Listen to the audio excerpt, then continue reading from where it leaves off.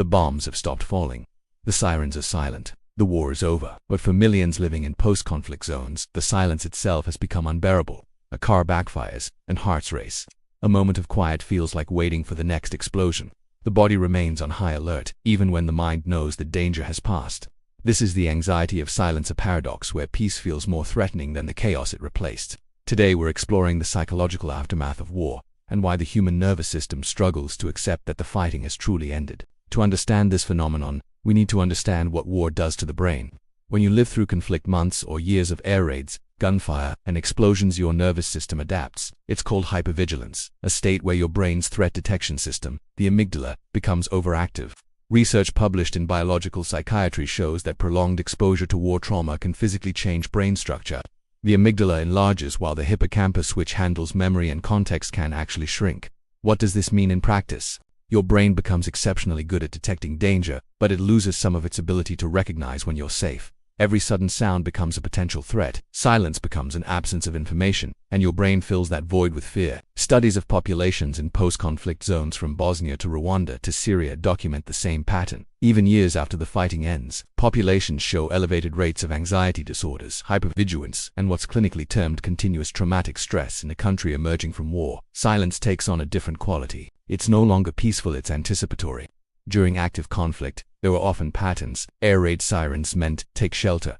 Explosions came in waves. There was, paradoxically, a rhythm to the chaos. When the war ends, that rhythm disappears, but the body's expectation doesn't. A study in the Journal of Traumatic Stress examining Iraqi civilians found that 73% reported increased anxiety during quiet periods in the first 2 years after major combat operations ceased. The absence of sound wasn't relief, it was the moment before the next attack that never came. Then there's the startle response. Watch someone who's lived through war. A door slams, and they don't just turn, they might dive, freeze, or prepare to run. Their startle response is hypersensitive. Research shows this can persist for decades.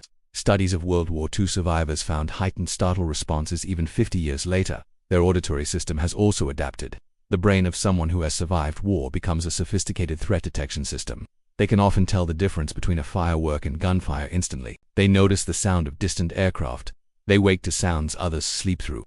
This isn't paranoia, it's the survival machinery that saved their life during conflict. But it becomes exhausting when the threat is gone. The anxiety of silence isn't just individual, it's collective. Entire societies carry this weight together. In many post-war communities, there's an implicit understanding. We don't talk about what happened. Not because people don't want to, but because the wound is so fresh that speaking feels dangerous. Psychologists call this collective avoidance. Research from post-genocide Rwanda documents how communities initially coped through silence, creating a shared experience of unprocessed trauma. But this silence comes with costs. Children grow up sensing their parents' fear without understanding its source. Families can fracture under the weight of things left unsaid. The trauma becomes intergenerational. Walk through a city that's just emerged from war, and you'll notice the absences. The cafe where people gathered is now avoided. The park where children played remains empty. Public spaces feel dangerous not because they are, but because they were. A longitudinal study in Sarajevo found that even 15 years after the siege ended, certain public spaces had 60% less foot traffic than before the war, despite being physically rebuilt. The invisible scars on a landscape mirror the invisible scars on minds. Perhaps most painful is adjusting to the sounds of peace. Children laughing can trigger memories of children crying. Music reminds people of what was lost. Even celebration can feel wrong, as if joy is a betrayal of those who didn't survive. Studies show this survivor's guilt often intensifies during periods of normalcy, creating a complex relationship with peace itself. The anxiety of silence also manifests physically. The body, quite literally, keeps the score of trauma. In post-conflict populations, insomnia rates skyrocket. But it's not just difficulty falling asleep, it's a fear of sleeping. During war, sleep meant vulnerability. Attacks often came at night. The brain learned that unconsciousness equals danger. Research in sleep medicine reviews shows that post-war populations exhibit unique sleep patterns: hyperarousal before sleep, frequent waking, nightmares, and difficulty returning to sleep.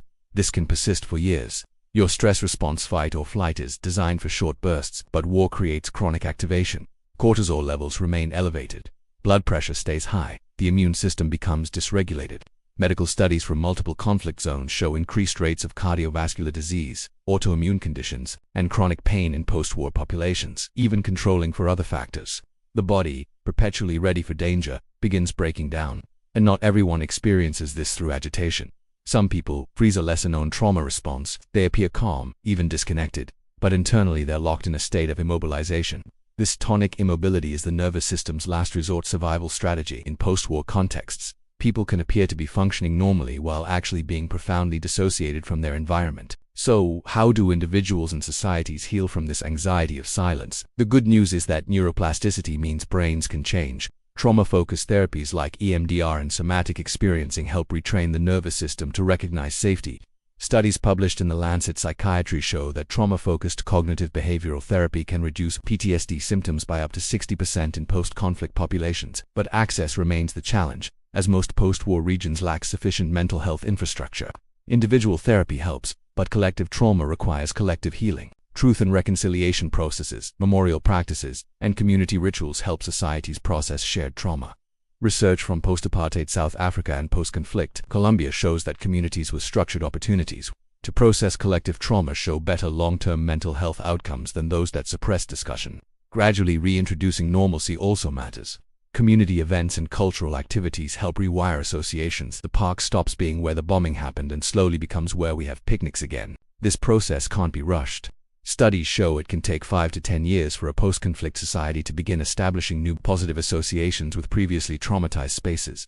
Establishing predictable routines helps tremendously. When life becomes reliably structured, the nervous system gradually learns to stand down from high alert. Most importantly, it's about normalizing these experiences, understanding that hypervigilance isn't a weakness, it's a normal response to abnormal circumstances.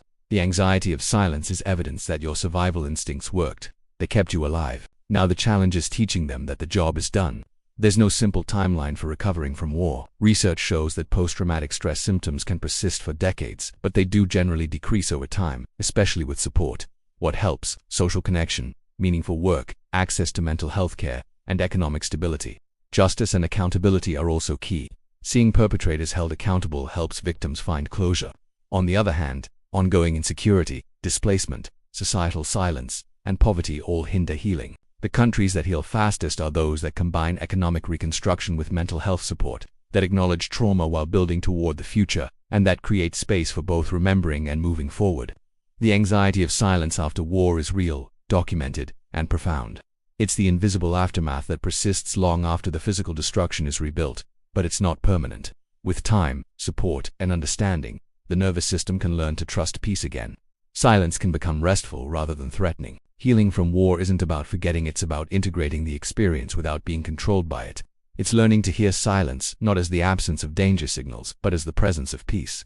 For those living through this, your reactions are normal. Your body is doing exactly what it was designed to do. Be patient with yourself. Healing isn't linear, but it is possible. Thank you for watching. If you found this video insightful, please like, share, and subscribe for more content that explores the human condition. If you or someone you know is struggling with post-traumatic stress, please reach out to local mental health services. You're not alone, and help is available. Like and subscribe for more psychology content.